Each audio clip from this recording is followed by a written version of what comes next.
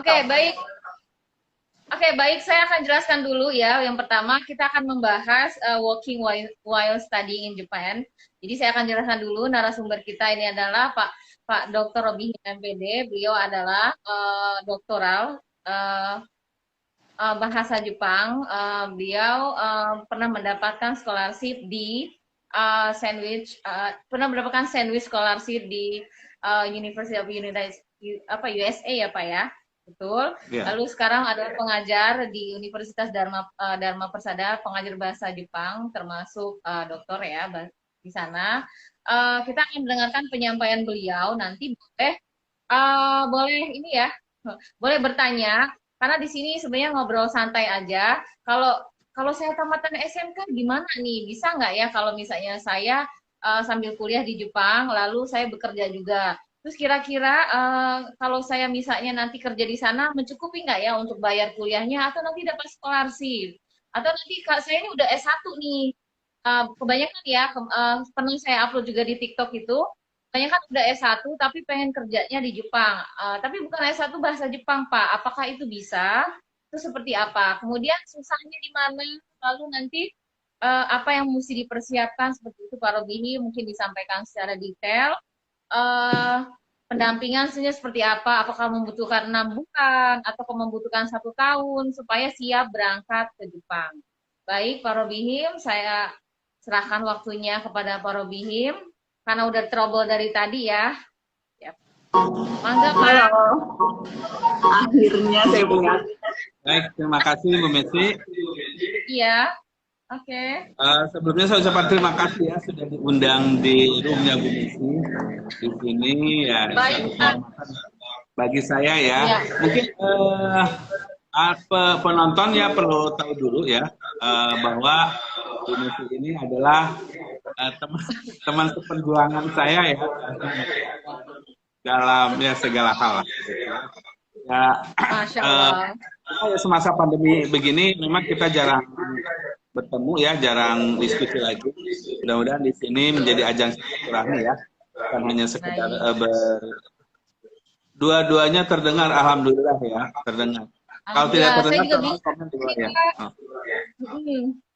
Baiklah, seperti tadi ya dari topik awal yang udah diceritakan oleh Bu Messi bahwa ini kita akan membahas tentang ya segala hal yang berkaitan dengan Jepang, khususnya belajar dan bekerja di Jepang. Baik. Ya, sebelum saya membahas itu, pada dasarnya memang seperti kita ketahui bahwa Jepang itu adalah salah satu negara tujuan untuk bekerja, untuk belajar ya, khususnya dari berbagai belahan dunia ya, bukan hanya Indonesia saja. Jadi kalau memang kita mau tentunya persaingan bukan hanya dengan orang Indonesia saja, tapi dengan orang luar juga ya. Tentunya karena persaingan dengan orang luar dan tujuan negaranya tadi ke Jepang ya. Yang pertama memang kalau ke Jepang itu harus bisa berbahasa Jepang atau memakai bahasa Jepang ya. Ya sebenarnya sih kalau bisa berbahasa Jepang juga bisa ke sana ya, cuma tadi dianggapnya kita sebagai ya yang memang tidak berkemampuan bahasa. Tentunya kalau tidak berkemampuan bahasa ya bisa dibayangkan ya pekerjaannya akan begitu ya. Nah, kalau misalnya kita punya skill dengan bahasa, ya tentunya ini akan membuat kita menjadi leluasa untuk memilih kita mau kerja di bidang apa. Apakah misalnya sesuai dengan proses kita, atau mungkin memang kita hanya mengikuti ya sudah yang penting dapat kerja. Tapi tentunya kalau memang udah berkemampuan bahasa, itu bahasa Jepang khususnya, ini akan berbeda jenis bidang pekerjaan atau pekerjaan level yang didapatkan akan berbeda dengan Jepang ya. Ya nggak akan bisa disamakan ya. Gimana akan bisa disamakan kalau misalnya ini bisa berbahasa Jepang, tidak bisa Jepang. Nah, dalam intensi saja tentunya akan berbeda. Nggak akan mengerti, ini mengerti, itu yang lebih mengerti yang akan punya peluang dan kesempatan lebih banyak. Gitu ya. Nah, kalau untuk ke Jepang sendiri itu sebenarnya sih apa namanya enggak, ya syaratnya dibilang ribet ya ribet, bilang enggak ya enggak gitu ya. Karena memang itu aja satu yang paling utama, satu ke Jepang itu syarat utamanya bisa bahasa Jepang. Gitu. Kalau memang tidak bisa bahasa Jepang, sebaiknya belajar dulu gitu kan. Dan kebetulan saya di apa selain mengajar ya, saya perkenalkan dulu baru tadi yang ngocok tapi enggak ini. Udah tadi sebagian diperkenalkan oleh Bu Messi. Saya sebagai pengajar bahasa Jepang di Universitas Dharma Persada juga ada di apa namanya beberapa tempat. Selain itu saya juga membuka ini ya, mungkin bisa dilihat di belakang itu lembaga pendidikan. Lembaga pendidikan di mana ini membantu ya sebagai apa yang mau berangkat proses ke Jepang, mau apa namanya belajar, mau bekerja, gitu kan, seperti itu. Juga sebagai konsultan ya, artinya kalau kalian yang mau minat ke Jepang, gimana sih caranya? Langsung menanya-nanya dulu boleh ya, ke sini bisa gitu ya. Seperti itu. Jadi nggak bayar ya, nanya-nanya silahkan kapan saja apa bebas ya, kita boleh gitu.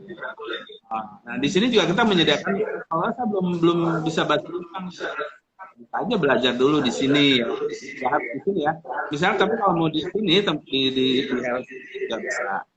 Biasanya itu kan kalau untuk belajar bahasa doang kan mungkin ada yang punya niat atau tujuan belajar ya, belajar bahasa doang atau bekerja di kampus atau bekerja dan sebagainya.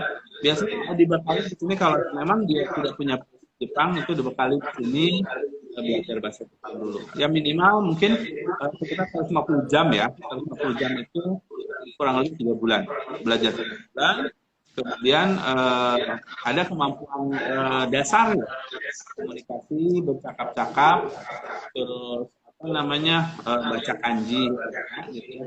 Itu insya Allah udah bisa. Artinya kita datang ke Jepang udah bisa part-time. Kalau istilah bahasa Jepangnya arubaito, pendeknya baito, gitu kan. Jadi kalau orang yang ke Jepang itu rata-rata ya yang sekolah itu baito. Baito itu biasanya 4 jam. Kalau sekolah kan biasanya 3 jaman gitu ya. Nah, itu seperti itu. Nah, kalau sekolah biasanya dipersiapkan untuk apa? Ya untuk sekolah yang disebut sekolah di sini sekolah bahasa Jepang ya, gitu kan, bukan sekolah SMA gitu kan, bukan, tapi sekolah bahasa Jepang. Kalau sekolah bahasa Jepang itu memang diperuntukkan untuk orang yang memang misalnya di sini udah S1 ya, terus saya mau bekerja sesuai bidang, tapi kemampuan bahasa Jepang saya masih belum ada. Jadi di sini disiapkan dasarnya, kemudian sekolah bahasa lagi di sana. Mungkin sekitar 1,5 tahun atau 2 tahun udah ada level tertentu ya. Kalau bahasa Jepang itu levelnya gini ya. Paling rendah kan ada N5. Ada N5 itu kemampuan apa Japanese proficiency test gitu. Kalau itu TOEFL gitu ya. Nah, kalau Jepang itu pakai N namanya ya. N itu singkatan dari Norioku Shiken gitu ya. 5 paling dasar. Norioku Shiken ya. 5 paling dasar, kemudian ada N4, ada N3, ada N2, ada N1. Biasanya kalau N5 ini ya, kalau intensif belajar itu sekitar bisa apa namanya 3 bulan ya, sekitar 3 bulan atau 150 jam itu insya Allah bisa lulus ya. Kalau apa namanya intensif belajarnya ya.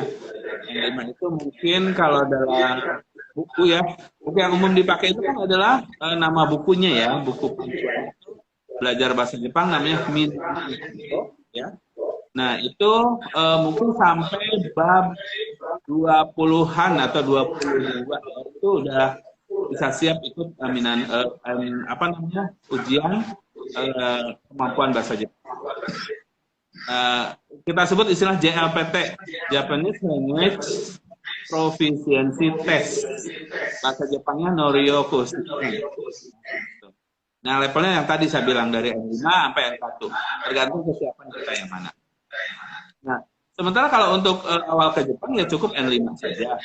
Nanti sekolah belajar di sana ya, kita masuk ke sekolah bahasa, belajar lagi di sana untuk mengejar N4, N3, N2 sampai N1.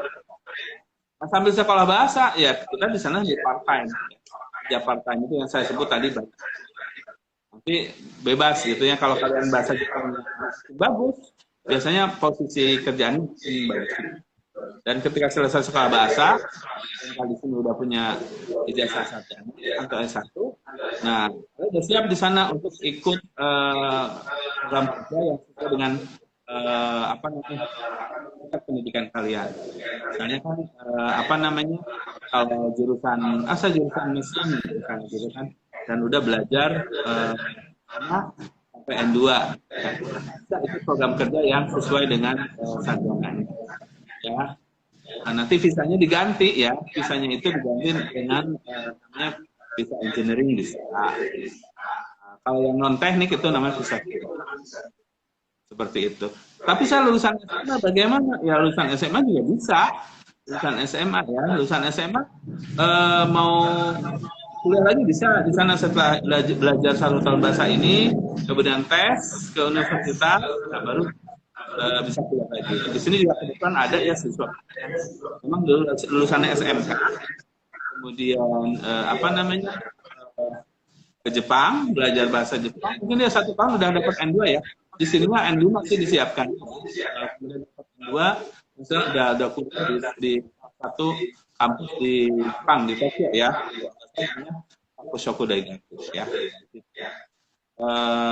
Bisa ada juga yang kerja boleh. Kalau untuk lulusan SMA mungkin kerjanya programnya Tokutei Gino ya, Tokutei Gino atau specific skill workers namanya, seperti itu ya. Jadi mungkin saja ya paparannya, barangkali ada pertanyaan atau gimana ya, silakan. Oke, Pak.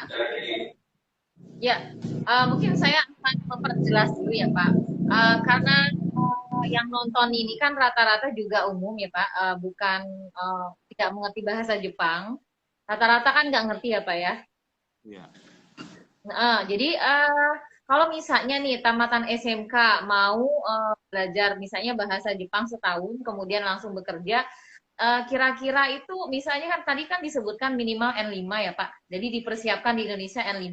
Nanti mereka akan setahun ya Pak ya, belajar bahasa Jepang di Jepang, nanti akan menjadi N4. Nah, estimasi, nah ini penting banget nih, estimasi dana yang harus disiapkan kalau tamatan SMK itu seperti apa, lalu kalau tamatan S1 itu seperti apa Pak, estimasi dananya gitu, sampai berangkat dan bekerja menjadi part-timer yang ada di Jepang. Seperti itu Pak, estimasi dana. Ya, terima kasih banyak Bu pertanyaannya. Sebenarnya gini ya, kalau memang dari awal tujuannya kan begini ya, Jepang itu banyak program ya, banyak program untuk diikuti. Ada program tadi belajar yang saya bahas mungkin tadi belajar ya. Ada program kerja ya, kerja namanya Tokutei Gino. Ada program yang untuk lulusan SMA ya, tadi program SMA. Nah, kemudian ada program visa atau engineering, ada program beasiswa, program internship dan lain-lain. Di Hero sendiri itu ada 5 program ya, yang kita tawarkan. Ada program belajar ya, tadi ya belajar di bahasa, ada program beasiswa caregiver, ada program internship, ada program bekerja untuk lulusan D3 atau S1, program bekerja untuk lulusan. Nah, kalau untuk lulusan SMK yang mau bekerja, gitu ya, bisa belajar dulu di sini sekitar kalau mau langsung bekerja ya, minimal N4 atau N3 ya, N3 lah ya, karena N3 itu kemampuan bahasanya memang sudah cukup bagus ya. Artinya kalau udah N3, jadi belajar di sini ya, kemudian ikut program yang namanya Specific Skill Worker atau SSW atau bahasa Jepang Tokukai Kino. Di situ bidangnya banyak ya, bisa pilih. Ada bidang pertanian, bidang caregiver tadi ya, caregiver, ada bidang perhotelan. Tapi bidang perhotelan biasanya lebih tinggi ya kemampuan bahasanya. Itu sekitar N2.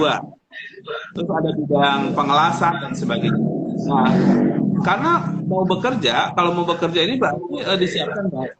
Biasanya belajarnya di sini sekitar 3, 6, 9 bulan ya, kurang lebih 9 bulan. Nah, belajar 9 bulan jika misalnya untuk belajarnya saja di situ tiap tempat beda-beda. Kalau di Hero sendiri itu kan memang per 3 bulan ya. Per 3 bulan itu sekitar mungkin 3 bulan kali 3, berarti sekitar 9 juta intensif. Ya. Jadi siapkan 9 juta untuk belajar saja. Kemudian nanti siapkan juga sekitar 450 ribuan ya, sampai 500 ribuan itu untuk ikut ujian Specific Skill Worker, ujian bidang pekerjaan. Nah, setelah itu baru nanti kemampuannya sudah ada, sertifikasi tadi ya, Specific Skill Worker ada, dan baru apply untuk program. Untuk apply program ini biasanya nanti kita akan langsung dihadapkan dengan orang Jepangnya. Ketika dinyatakan baru ada bayar biaya programnya. Di daerah sendiri sih murah ya biaya programnya, sekitar antara 12 sampai 22 juta, itu tergantung nanti kebutuhannya apa gitu kan. Kan nanti ada mungkin tiket gitu ya, bisa. Terus nanti kan karena kan ketika apply ke sana kita kan komunikasi terus ya, kita ada biaya penerjemahan, terus biaya dokumen dan lain-lain gitu ya. Jadi kalau untuk yang ya seperti itu prosesnya. Kalau belum bisa bahasanya, jadi silakan belajar dulu ya. Belajar dulu per 3 bulannya, kalau di sini sekitar 3 jutaan ya. Per 3 bulannya. Jadi kalau per bulan 3 jutaan. Tapi kalau untuk program ini ya, program belajar, kalau program belajar itu memang agak mahal ya, karena memang mengikuti standar biaya Jepang. Misalnya per semesternya tiap sekolah lain-lain ya nggak jauh beda sih sebenarnya, tapi lain-lain. Biasanya ada yang minta bayaran 1 tahun dulu. Kalau minta bayaran 1 tahun dulu, misalnya ya, salah satu kakak itu minta sekitar 1 tahun 700 ribu yen. 700 ribu yen itu kalau dirupiahkan mungkin sekitar kurang lebih 80 jutaan ya. Jadi 1 semesternya itu 400 ribu yen. Tapi sebenarnya nggak sampai segitu sih, karena itu kan termasuk biaya awal ya. Jadi di semester awal itu mahal gitu kan. Biasanya semester awal itu ada ada biaya buku, biaya apartemen, biaya education fee gitu ya, entrance fee dan sebagainya ya. Tapi nanti di semester kedua itu setengahnya, lebih dari setengah. Misalnya semester pertama 40 juta, semester kedua mungkin sekitar 20 jutaan. Tapi itu tergantung rate ya. Kalau yennya turun ya turun biayanya gitu ya. Kalau yennya naik ya naik. Sekarang yen lagi naik ya, jadi ya naik gitu ya. Sebenarnya lebih enak yang bayar langsung 1 tahun ya, 1 tahun karena dia udah flat gitu ya. Jadi hitungan jadi murah gitu ya. Kalau tadi saya bilang kan, kalau di Osaka ada 700 ribu yen gitu ya. Itu kalau dihitung itu di semester 2-nya dia hanya bayar 250 ribu yen. 250 ribu yen. Tapi kalau di Nara itu kan per semesternya, kalau bisa berangkatnya Oktober nanti kan sekitar 450 ribu yen. Dikurang lagi 50 juta. Nah, tapi nanti semester berikutnya dia 30 juta. Ya gitu. Untuk pakai rupiah itu kira-kira ya nggak pasti ya, karena memang tergantung ya. Jadi kalau dihitung-hitung Osaka lebih murah gitu ya, lebih murah kalau karena dia per tahun. Maksudnya kalau per tahun itu lebih murah. Contohnya di Hiroshima juga dia 600 ribu yen per tahun. Artinya kalau dihitung per semester, dia jatuhnya 200 ribu yen. sekitar Oh, 25 jutaan, 25 jutaan. lebih murah ya Pak ya, lebih murah ya. Tapi jangan salah Bu, kalau misalnya kita udah ke sana, ya udah ke sana dan kemudian dapat part time, ya biasanya kalau udah ke sana udah pasti dapat part time ya. Biasanya, apalagi kalau kita di sini udah punya bahasa sampai 5 gitu ya, walaupun udah jatuh belum, udah ke sana bisa komunikasi ya. Yang penting pede gitu kan. Biasanya part time-nya sendiri juga bisa nyari gitu. Sekolah sih biasanya menawarkan, menyediakan ya. Tetapi kadang-kadang anak-anak mending cari sendiri deh. Cari sendiri mending minta bantuan sponsor di sana. Kalau pertama mungkin kan masih malu-malu ya ngomongin. Jadi ya udahlah minta bantuan senseinya aja untuk diteleponin gitu ya atau ya, tapi kalau saya sih kebetulan kalau siswa-siswa saya itu saya sarankan coba sambil belajar ngomong. Rata-rata mereka sambil ngomong sendiri, nanya sendiri dah, gitu ya. Soalnya kan di sana itu memang kayak bursa untuk mendapatkan itu banyak banget gitu ya. Itu aja datang ke bandara aja brosur itu ya rata-rata brosur untuk ini untuk lowongan kerja part time gitu kan jamnya segini gitu kan. Artinya kita mau ngomong ya udah langsung datang. Jadi prosesnya nanti kalau udah nyampe Jepang ya kalau yang belajar itu biasanya datang ke sana, kemudian bikin kayak KTP, kayak bikin akun bank gitu ya, untuk bikin bisa kalau untuk bikin HP sendiri di sana kan HP di Jepang agak beda ya. Jadi bikin nomor di sana itu pakai kontak, pakai kalau bahasa Jepang Ginko Koja gitu ya, pakai Ginko Koja gitu ya. Nanti biasanya 2 harian atau paling lama itu 2 hari udah jadi baru nanti kita bisa cari part time. Biasanya kita nunjukin kan kalau di Jepang itu pas baru pertama kali datang itu biasanya datang ke imigrasi ya. Itu ada kita bawa surat ya. Surat diserahkan ini kita boleh part time gitu. Nah, itu maksimal 28 jam gitu ya. Gitu ya. Nanti dicap per minggu 28 jam dicap. Iya. Nah, tadi kan estimasi dana untuk berangkat ya Pak Robihim ya. Tadi estimasi dana yang harus mungkin sebenarnya kalau mau berangkat ke Jepang kuliah sambil bekerja itu seperti apa. Nah sekarang ini kan supaya makin semangat nih Pak yang ikut live hari ini. Kira-kira nih dapat income fee-nya berapa sih? Kalau kerja di restoran berapa?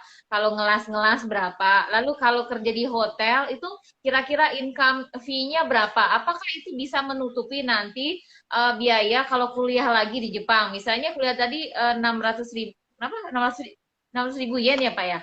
Nah itu apakah dari uang part time tadi menutupi gitu loh untuk membayar kuliahnya atau seperti apa Pak? Mungkin teman-teman di sini kan biar ada gambarannya seperti apa Pak. Baik. Terima kasih Bu. Ini juga ada yang nanya part time di restoran. Iya, part time di restoran. Ada yang nanya juga. Berapa gitu Pak gajinya biar semangat katanya. Iya. Di Jepang itu ya tiap tempat beda-beda ya. Kalau kita UMR-nya mungkin ya, hitungannya per jam. Hitungan per jam. Misalnya kalau di Osaka sendiri, kalau nggak salah di Osaka itu paling rendahnya itu 900 yen per jam. 900 yen ya, 1 jam ya. Per jam. Kira-kira berapa Pak? Part-time itu misalnya 4 jam, artinya ini rendahnya ya, artinya 900 kali 4. 900 kali itu berapa ya? 900 kali 4. 3.600 yen. 3.600 yen. Per hari per hari. Oke, dalam 1 bulan dapat berapa, Pak? Dikalikan aja, kurang lebih antara 14 sampai 17 juta. Ya. Antara 14 sampai 17 juta per bulan. Kalau satu tempat, Pak. Restoran ya? Restoran ya? Di mana aja gitu ya. Pokoknya yang minimum terendahnya 900 ya. Karena gini, baik di restoran atau dimanapun ya memang kalau UMR terendahnya 900 ya berarti kurang lebih sekitar itu. Tapi kalau misalnya kita kemampuan bahasa masih bagus, itu kan untuk kemampuan bahasa yang kurang bagus ya, N5. begitu ya. N5 atau N5 ya mungkin ya. Oke, N5 17 juta ya. Oke, Ya, baik. sekitar. N5 17 juta. Kalau N4, Pak, kira-kira dapat berapa? Di atas 20 atau seperti apa? Kemungkinannya bisa ini lagi Bu ya. Jadi gini, eh, itu antara 14 sampai 17 juta ya di antara itu. Mungkin N4 juga kalau misalnya dia kerjanya bagus gitu atau apa, mungkin bisa antara maksimalnya sampai 18 jutaan lah. Oke, 18 juta ya. Oke, 18 Itu juta. kalau misalnya ini ya. Karena biasanya makin bagus Oke. bahasa, kalau per jamnya tinggi ya tinggi gitu nanti. Seperti itu Oke, ya. jadi Ini ada contohnya ini ya, di Hiroshima siswa kita itu satu part-time dalam 5 bulan bisa mengumpulkan uang kurang lebih sampai 70-80 jutaan itu dalam 5 bulan. nah itu Tapi benar, dengan Pak. catatan, Diceritain bagaimana? iya, dengan catatan jangan jalan-jalan yang mahal dulu gitu ya. Jadi kita part-time kuliah gitu kan ya itu bisa. Oh, jadi part-time kuliah. Ya, biasanya di sana bisa ini Bu, bisa apa ya? Mungkin ada 2 part-time gitu kan. Nah, itulah yang menambah sebenarnya. Jadi kalau misalnya part-time hanya dapat 14 juta, coba cari yang lainnya gitu kan, part-time yang lainnya. Mungkin di sini dapat 14 juta lagi gitu ya. Itu jadi 200 juta. Itu bisa membantu banget. Bisa sampai 70 juta ya Pak, 80 juta ya Pak. Kalau kita misalnya part-time-nya di 3 tempat, satu di restoran ini, restoran ini gitu Pak. Jadi 9 jam gitu dalam sehari itu bisa mencapai 70 juta gitu Pak ya. Benar, sebulannya ya. Iya. Ya, bisa saja Bu. Tapi yang penting kalau 33 itu bisa belajarnya ini nggak keganggu nggak gitu ya kalau 3. Tapi gitu. ada juga sih banyak yang sebenarnya kan aturan di pemerintah Jepang itu 28 jam. Terus ada 28 jam ya. Lebih gitu ya. Yang penting gini, kan nanti kena aturan apa ya, apa namanya imigrasi gitu ya. Nah kalau seperti itu ya caranya mending pas gajiannya ya jangan ke rekening, kalau ke rekening kan kecek sama sama pihak imigrasi. Pajak ya, pajak juga. Iya kena pajak. Iya. Kena pajak. Nah, ya nggak boleh gitu, nggak boleh 33 atau lagi sampai ini. Kalau mungkin kalau 2 masih bisa inilah ya. Ada yang 3 juga yang mungkin itu tadi sekolahnya nggak terganggu. Intinya jangan sampai terganggu sekolahnya. Oke. Nah Pak, kalau misalnya nih sudah selesai, misalnya ambil kuliah 1 tahun untuk memperdalam bahasa Jepang jadinya N2, lalu dia bisa full time kan? Bisa full time bekerja gitu selanjutnya tanpa batas atau ada yang dibatasin gitu, misalnya maksimal 3 tahun setelah lulus kuliah atau terserah tanpa batas gitu? Ya bisa aja selamanya ya. Cuma nanti kan memang kalau di awal ada semacam kontrak itu ya. Ada pertanyaan dulu program Karbitor. Lalu saya ingin S2 gitu, bisa banget ya. Bisa banget. Iya. Ini jadi, ada siapa sih Ferdi ya? Terima kasih ya. Ada pertanyaan, saya kalau saya mau ambil program caregiver, lalu saya ingin S2 gitu, bisa nggak ya? Nah, mungkin dijelaskan dulu Pak. Ya, nanti caregivernya mau yang mana nih ya? Program caregiver itu ada di misalnya di program beasiswa, ada di Tokyo atau ada di program yang magang atau untuk Kensuso ya. Jadi levelnya berbeda. Kalau yang magang bisa sama-sama caregiver, tapi misalnya yang magang itu kan kontrak 1 tahun sampai 3 tahun harus balik ke Indonesia kan. Terus ada yang tadi Tokutegino atau SSW yang dari lulusan SMA langsung kerja ya. Ini juga bisa di sana 5 tahun kontraknya gitu ya, minimal 5 tahun kontrak. Tapi ini kan kerja terus ya. Iya. Kerja terus dan nggak bisa nggak bisa part time, nggak bisa ini karena kerja terus sibuk ya. Kerja terus nah yang ketiga ada program beasiswa. Nah kalau program beasiswa ini kayak gini, dari dia harus tetap biasanya paket ya, sekolah bahasa, kedua baru ke sekolah profesi caregiver. Nah, setelah lulus ini 2 tahun itu baru ada kerjaannya, kontraknya 5 tahun. Nah ini pun kalau sama-sama caregiver kan beda. Misal contoh gini ya, kalau Kensuto mungkin helper ya helpernya. Kalau yang Tokyo Tegino itu Nah, ini mungkin supervisor yang lulusan ini, kan? Oh, oke, udah levelnya supervisor ya. Gajinya Oke. seperti itu. Jadi yang dia bisa gitu ya. Artinya kalau program caregivernya di Fakultas Gino, ya berarti harus selesai dulu 5 tahun. Kemudian silakan apply untuk S2. Ya S2 di sana kan harus N2 minimal. Tetapi kalau untuk S2 di sana biasanya, ya Bu. Oke, S2-nya harus N2 ya Pak ya? Harus selesai sekolah bahasa dulu. Biasanya di sana itu mau S2, mau kerja apapun yang levelnya bagus, harus sekolah bahasa dulu. Jadi kayak sekolah bahasa itu kayak apa ya? Kayak lisensi untuk penyetaraan bahasa gitu. Misalnya saya ini udah bisa bahasa Jepang ya, saya udah N2 gitu kan. Saya kesana mau S3, mau ini. Walaupun saya di sini dosen, udah bisa bahasa Jepang, udah N2, tapi saya masuk sekolah bahasa lagi. Nah, kalau jadi, mungkin nyampe ke Jepangnya masuk lagi ya Pak ya? Iya, walaupun udah pintar gitu ya, udah pintar misalnya gitu ya. Sudah dokter ya, Bapak kan sudah dokter nih di Jepang. Jadi tetap kalau misalnya ngambil S3 di sana tetap harus ini ya, harus ngambil sekolah bahasa dulu ya. Oke. Iya. Jadi mereka Ya, ingin kebetulan mengakreditasi. Iya. Rekan saya juga ada, rekan dosen juga ada. Itu dia sudah N2 sih di sininya ya. Dan mau ke Jepang lagi. Ya, dia udah S2 di sini kalau nggak salah mau S2 lagi atau S3 saya lupa ya. Nah, sekarang sebelum masuk ke kampus gitu ya. Dia tuh harus mengikuti kayak penyetaraan bahasa di sekolah bahasa. Apalagi yang mau kerja, misalnya kita kan datang ke sana. Saya mau kerja gitu. Saya udah S1 mau kerja. Ya udah harus ada penyetaraan bahasa gitu. Ya, supaya apa? Bahasa kita itu kan ini ya mungkin agak berbeda pola pikir atau ini dipelajari di sini kan. Oh, jadi tetap ya Pak ya, harus ada penyetaraan ya. Oke, baik. Ada lagi nggak nih? Sensei kalau yang program beasiswa berarti 2 + 5 tahun ya? Benar nggak itu Pak? Ya, kalau misalnya di sini udah N2, kemungkinan bisa 2 + 5 tahun. Tapi kalau belum N2, ya, kemungkinannya 1 + 2 + 5. 1 tahun sekolah bahasa, 2 tahun sekolah profesi, dan 5 tahun wajib kerjanya, kayak ikatan dinas gitu. Tetapi setelah 5 tahun, kita bisa ambil S2, bisa ini udah karyawan tetap ya.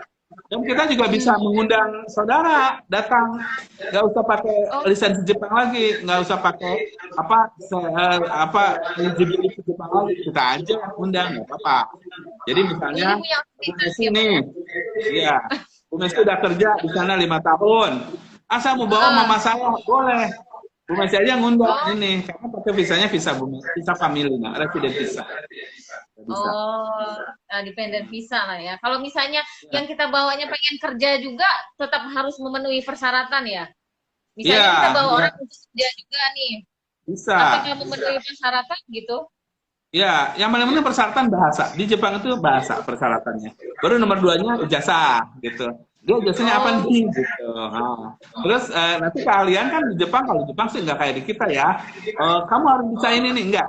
Di Jepang itu pasti tanya gini, kamu bisa ngomong bahasa Jepang enggak? Gitu. Nah, seperti itu. Jadi kalau misalnya aku ditanya, udah N berapa gitu, N berapa? Semuanya begitu, pasti nanya N berapa. Nah, misalnya kalau kita bilang udah N3 gitu ya, kan mereka antusias tuh, udah N3. Terus ditanya, ngobrol, bisa? Ya makin antusias, udah saya ini gitu kan. Seperti itu.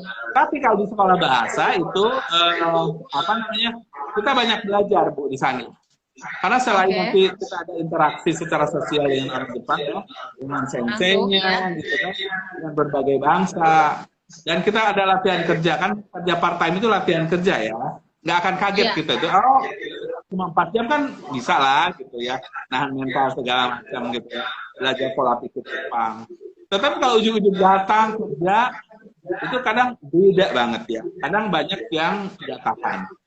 Yang bertahan nggak banyak sih, alhamdulillah bagus gitu ya. Tapi yang nggak tahan itu kadang-kadang itu tadi dia akan menangis sendiri gitu ya. Istilah pulang nggak bisa, curhat nggak bisa. Tadi kan sukanya ya Pak ya tentang belajar sambil bekerja di Jepang. hal yang enak-enak nih, gaji yang tinggi, kemudian ke luar negeri. Nah, sekarang dukanya apa nih? 7 tahun, 5 tahun itu kan bukan waktu yang sebentar ya, Pak. Dukanya 7 tahun loh di negeri orang, itu seperti apa gitu loh. Selama ini yang terjadi di mahasiswa Bapak kan udah ada 150 orang nih yang di Jepang. Nah, apakah mereka tahun kedua nggak betah, tahun ketiga mungkin minta pulang atau seperti apa, Pak? Mungkin bisa di-share, Pak, tentang dukanya nih, dukanya bekerja sambil belajar di negeri orang.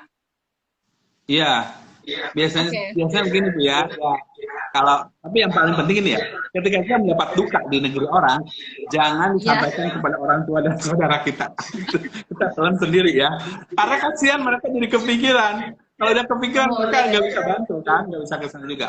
Nah dukanya itu pertama gini ya, mungkin sama ya Bu Messi juga kan pernah di luar negeri ya. Eh, Homesick ya, pertama tuh homesick. Kalau satu minggu 2 minggu seneng kayak main gitu ya. Seneng di Jepang gitu, foto-foto upload ya sama ya kayak saya juga ya, foto-foto Insta upload story gitu ya. gitu. Iya, benar benar Nanti benar. minggu ketiga mulai ngerasa, aduh di sana nggak ada yang bubur lewat ya, aduh di sana nggak ada tukang putu mayang lewat ya, gitu kan. Aduh pagi-pagi Iya, saya iya. pingin nasi uduk gitu ya. Itu ada ya. Oke. Kemudian juga nanti kan di bulan keempat juga itu makin gitu ya. Kita makin sensitif biasanya ya. Makin sensitif kalau ada teman ya. Kan sama teman juga belum tentu ketemu ya jamnya ya. Mungkin teman yang ini apa namanya si malam, kita si pagi, kelasnya juga beda. Jadi walaupun satu apartemen itu belum tentu ketemu gitu kan. Iya, Pak, ya, Nah, belum tentu bertemu. kalau nanti kita tuh jadi sensitif gitu, udah capek belajar, capek kerja, tiba-tiba apapun jadi sensitif. Sementara teman juga sama kondisinya begitu, berantem lah gitu kan. Yang tadinya deket di sini sobat gitu bareng di sana satu apartemen, kan di sana udah clash, udah musuhan sampai pulang gitu ada juga begitu. Ya, Oh makanya gitu. saya bilang gitu, siapa mental belajarlah legowo di sana kan gitu. Terus juga kan kadang-kadang gini, orang Jepang itu kan namanya harus on time banget ya Bu ya. Oh, 1 menit banget. pun ya 1 menit pun nggak bisa gitu kan. Nggak Iya, ada benar toleransi benar. waktu gitu kan. Betul,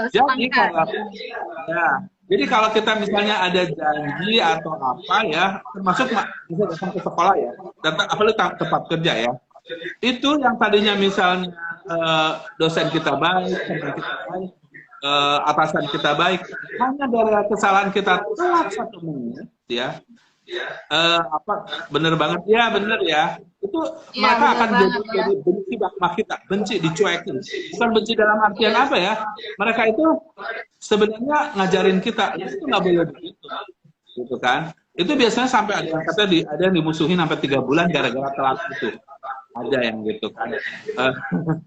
Ada yang istilahnya omelin gitu ya, ngomelnya kan sadis kan, kalau orang Jepang itu kalau udah ngomel sadis banget gitu ya Kita gitu. pernah diomelin Pak di kereta, Pak. Pernah pernah dimarahin kan waktu di kereta gara-gara ribut dan dia merasa sangat terganggu karena saya tidak mengerti. Padahal Saya cuek keretanya aja ya Pak. kosong ya, kereta kosong, yang ada cuma kita doang ya, lebay banget. Iya. Lalu kita dimarahin Pak. Dimarahin kan sama orang Jepang yang ngomongnya panjang kali lebar lagi, mengganggu lah, kemudian ribut lah, berisik lah gitu kan ya. Ya, Iya benar. ya emang. Ya itulah kondisinya Ingat ya. seperti itu Bu. Betul ya. Kondisinya seperti itu, mungkin dia juga kan habis kerja, capek, lelah gitu ya. Ya kita kiri kanan, foto sini, foto sana.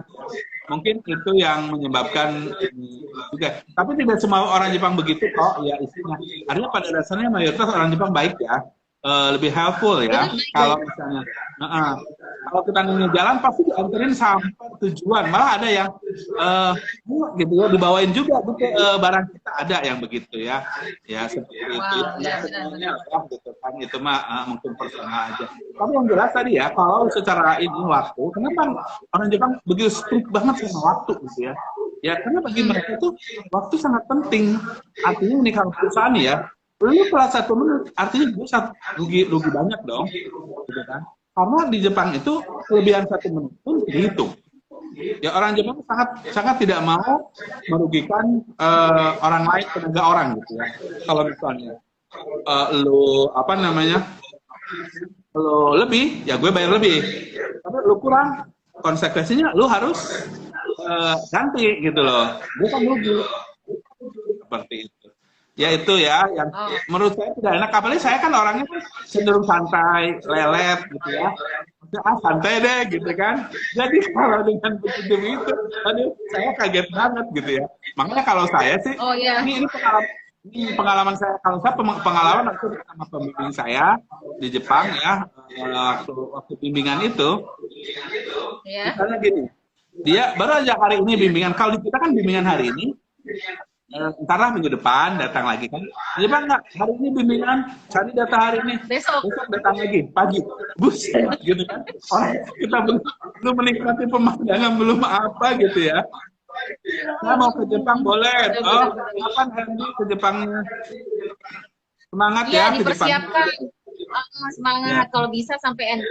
Kalau N2 kan 80 juta ya Pak. Ya, gitu ya. Dan kalau N2 itu peluangnya banyak, kesempatannya banyak.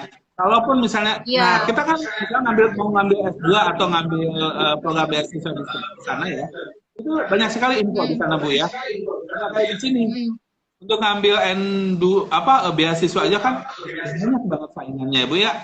Misalnya kan ada beasiswa apa gitu. Harus mengalahkan banyak orang gitu Pak. Betul. Kalau kayak saya gitu ya, yang orangnya pas-pasan, terus nggak pinter-pinter banget gitu ya, udah kalah sekali gitu ya. Tetapi kalau di Jepang kan yang kesempatan banyak. Ya Pak, ya Bu. Seperti itu. Kalau di sini kan berapa kali Pak ke Jepang ya? Bapak udah lebih dari 20 kali ya? Enggak, ya nggak kehitung kali ya Bu ya. Iya, nggak kehitung ya. Bapak sudah tidak terhitung ya ke Jepangnya? Ada kali apa ke Jepang? Waktu itu kita yang keberapa Bu ya? Ada seminar ya waktu itu ya? Iya, jadi itu pengalaman saya ke Jepang itu pertama kali. Sebenarnya saya pengennya sebagai turis ya, tapi emang Allah maha baik. Jadi saya itu sebagai undangan profesor ke sana. Jadi saya datang ke Jepang itu sebagai associate profesor, yaitu diundang dari Gakuin University ya, sebagai perwakilan delegasi dari Asia loh. Dan itu luar biasa banget. Jadi saya ke Jepang itu dengan nol bahasa Jepang, nggak paham apa-apa. Cuman jalan-jalan sendirian di Jepang, lalu ikut konferensi orang Jepang semua. Ya? Hebat ya. Tapi nggak nyasar, padahal hurufnya kanji semua ya. Padahal tulisan kanji semua. Nah, hal yang saya pelajari sebenarnya dari orang Jepang itu, jadi gini, workshop itu akan mulai misalnya jam 8, jam di paling depan.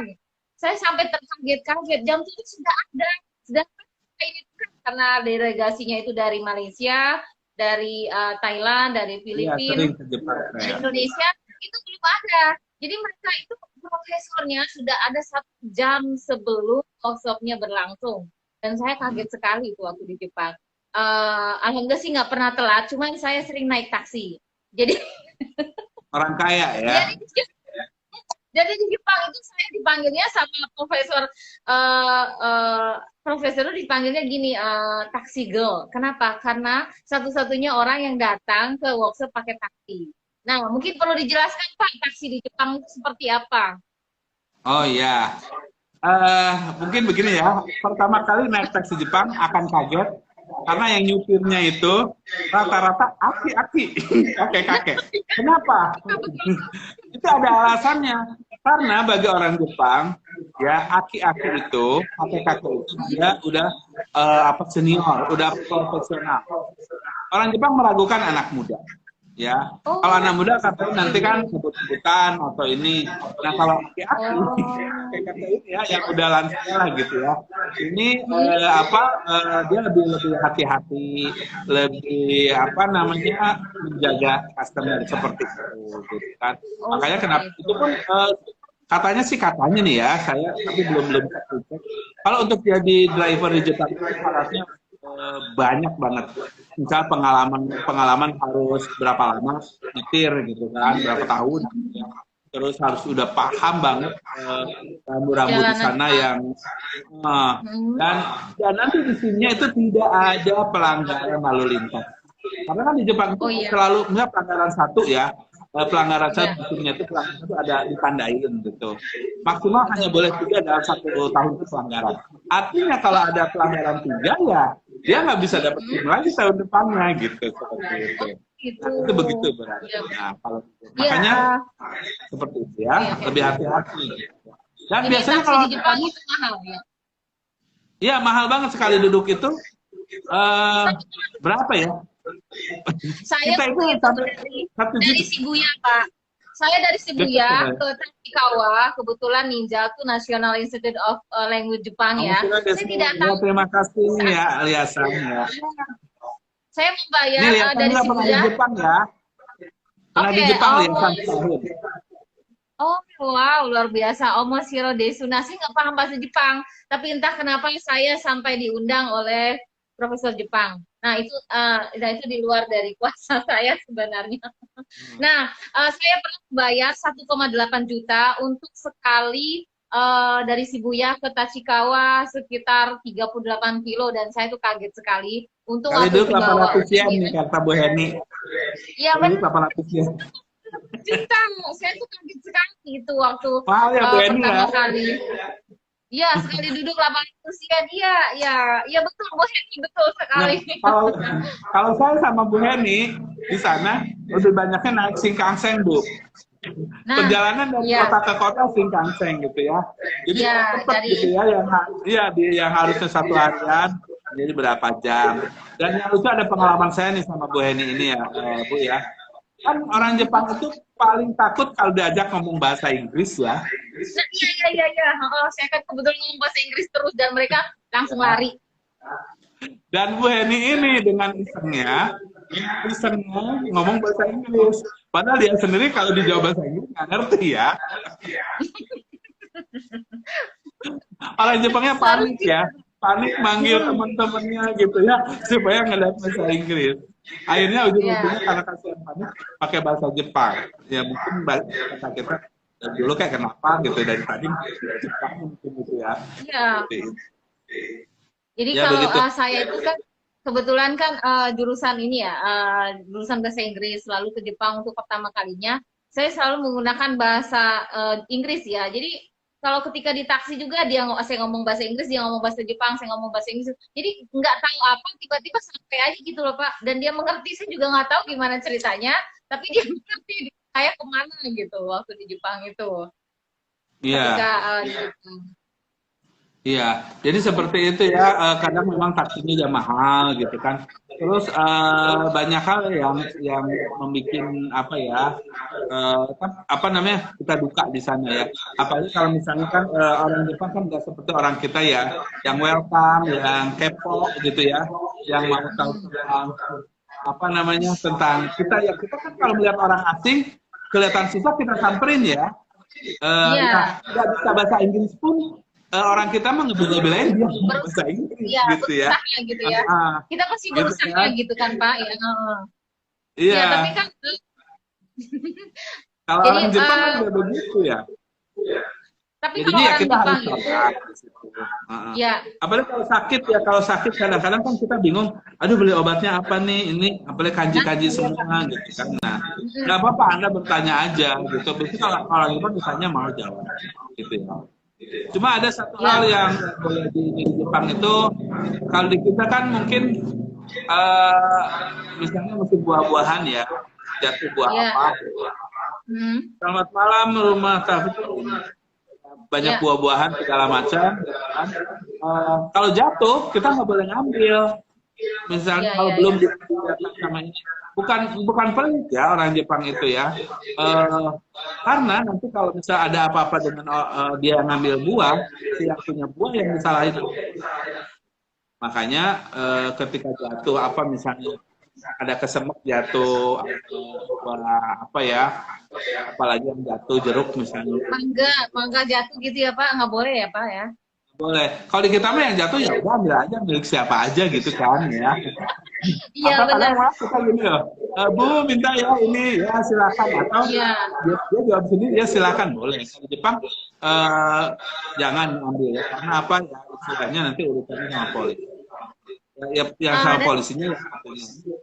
Oke. Seperti Dan itu. orang Jepang tuh kayaknya paling anti gitu ya Pak, minta tolong sama orang karena mereka takut untuk membalas budinya. Jadi mereka tuh Betul, punya betul. beban ya Pak, ketika minta tolong sama orang, jadi dia tuh harus membalas itu, balas budi. Betul. Istilahnya apa ya Pak dalam bahasa Jepang? Saya kurang begitu paham. Ya, itu memang tradisi Jepang seperti itu ya. Saya lupa ya istilahnya, Bu ya. Itu dari pelajaran budaya ya. Tapi memang ini udah menjadi ini ya, menjadi apa tradisi Jepang bahwa kalau misalnya Iya. dia mendapat kiriman atau hadiah dari orang, dia harus balikin. Mhm. Artinya Betul. artinya apa ya? Pertama memang apa supaya ada rasa kedekatan di situ. Yang kedua memang dia ada rasa tidak dia udah memberi saya. Oke. Ini ada Oh, yang jadi istilahnya apa ya? Mumpung rezeki budaya apa ya? OKC. Apa istilahnya? Budaya OKC, Pak. Oh, Oh iya, OKSI dari ya Bu betul Heni. ya. Oh iya. Betul Bu Hen. Jadi Namanya budaya OKSI ya, mengembalikan gitu ya. ya, jadi Bu Heni ini juga sudah pernah bekerja berapa lama Bu Heni Pak bekerja di Jepang? 11 tahun. 11 tahun Nah, di Bu Jepang. Heni ini udah expert sekali di Jepang, bekerja di Jepang selama 11 tahun. Jadi ini beliau sangat paham ya detailnya bagaimana memulai bekerja di sana sambil belajar, kemudian tentang dunia kerja di Jepang itu sangat paham ini Bu Heni ya. Iya Pak ya? Ya, dan Bu Heni ini memang ahli dokumen Kejepangan ya. Jepang. Jadi nanti Jepang. kalau Oke, misalnya oke. ada yang mau ke Jepang, program apa saja di sini, nanti Bu Heni ini Heeh. yang membantu dalam menguruskan dokumennya sama terjemahan Oke. juga ya. Ya, Oke, baik semuanya ya, Pak. Kalau misalnya ini kayaknya banyak yang tertarik Pak yang mau bekerja dan belajar di Jepang nih. Mungkin boleh follow dulu ya Instagramnya Heroes Language Center. Nanti di sana ada kontak personnya. Ini Bu Heni ini akan welcome sekali kalau bagi teman-teman yang mau bertanya apa yang perlu dipersiapkan di awal. Lalu uh, uh, step-step awalnya apa sih bisa bekerja sambil bisa belajar sambil bekerja di Jepang ya nggak Pak? betul betul ya. Ya nanti Hmm. bisa juga langsung ke ini ya. Kalau yang orang Hmm. Bekasi sini aja main langsung datang boleh Oke, tanya-tanya. alamatnya mungkin Bapak spill dong, alamatnya di mana kantor Oh Heroes iya, ini Language Center alamatnya saya ini? ketik ya di bawah ya. Ini Ya, Heros tolong diketik Indonesia. Pak. Apa Bu Heni tolong bantuin ketik ya Bu Heni ya. Alamat Heros Bu Ya, Bu Heni Heni. tolong bantuin. Jadi Bu kalau Heni. konsultasi awal itu kan ini apa ya? Nanti kan bisa belajar bahasa Jepang 3 bulan, 6 bulan di Heroes Language Center ya Pak. Minimal Bisa sampai ya. N5 lah Pak ya. N5 Ya. nanti kalau udah N5 sudah preparation dokumen, sudah mulai mau ke Jepang, berarti itu dibantu full Pak ya. Akan Iya, didampingi sampai dibantu prosesnya full sampai ini. Kalaupun sampai ke misalnya Jepang. gini ya, iya, kita akan terbuka ya, akan sama-sama ini ya. Jadi nggak pengurusan nggak diumpetin. Jadi dari awal pengiriman, dari awal pengecekan kita bersama-sama dengan siswanya. Kenapa begitu? Nanti siswa itu akan repot kayak bimbingan skripsi gitu ya, supaya itu mengedukasi. Nanti suatu saat misalnya kalau ke Jepang dan dia bawa orang lagi nggak lewat kita, bisa ngajarin gitu kan. Jadi seperti itu. Jadi kita sekaligus misalnya pengurusan dokumen, kita juga mengedukasi. Ini dokumen itu seperti ini loh. Sekarang baru sampai sini. Nah, sampai situ Ya. apa aja yang disiapin, kurangnya apa.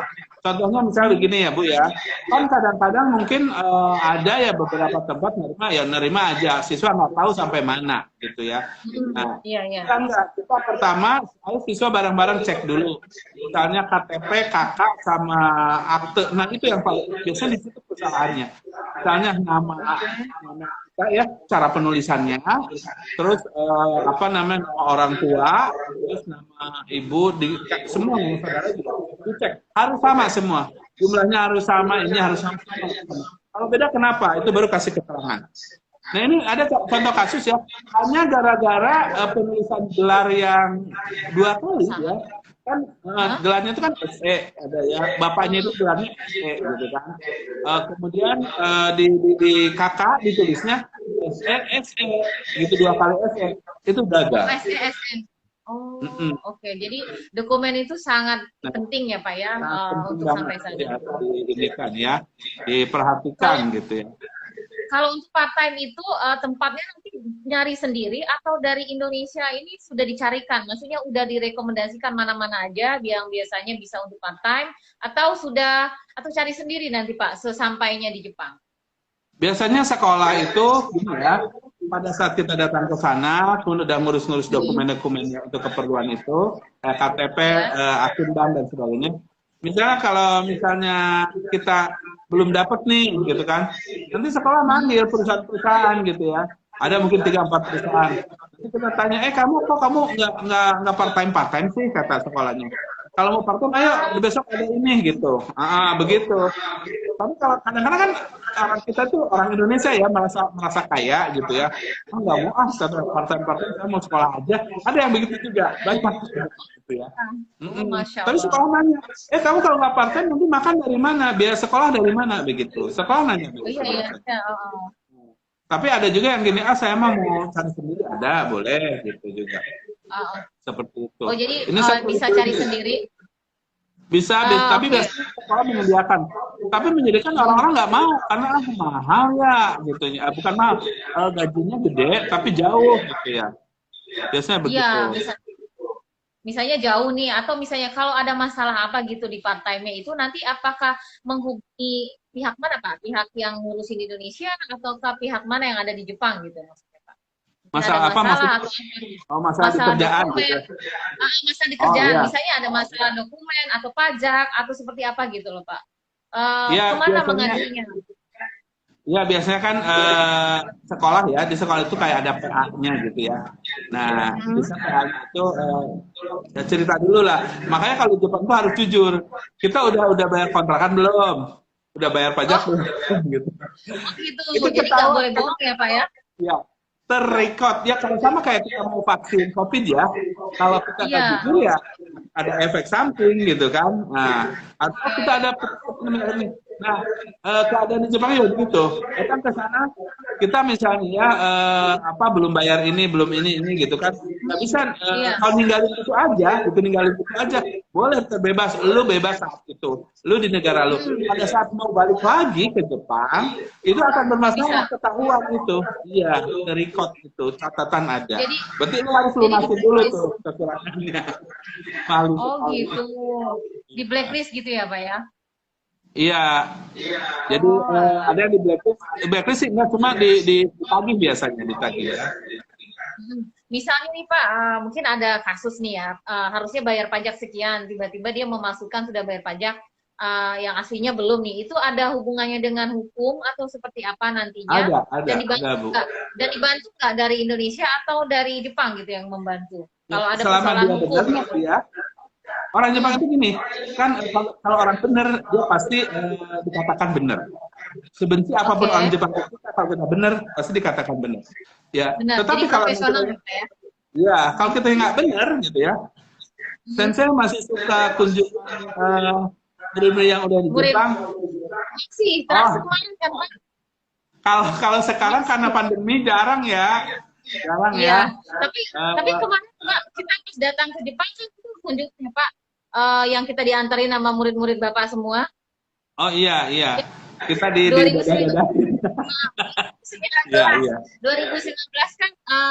kita ke Jepang itu kan murid belum COVID. Udah gitu kan banyak banget ya mahasiswa yang kumpul sama Bapak kan pas Sensei masih suka kunjungan. Iya, masih kalau ke Jepang. Jadi Pak Robin sudah tidak terjadi. Ya, mudah-mudahan ada rezeki lagi dan pandemi udah berlalu, Jepang dibuka. Kita ke sana aja Bu Mes ya, jalan-jalan lagi ya.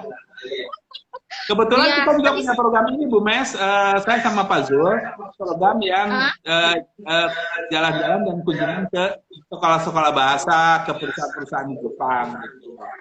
Jadi kita nanti ke Ninjal aja. Kalau mereka aku Ninja itu sepertinya pusat bahasa Jepang ya.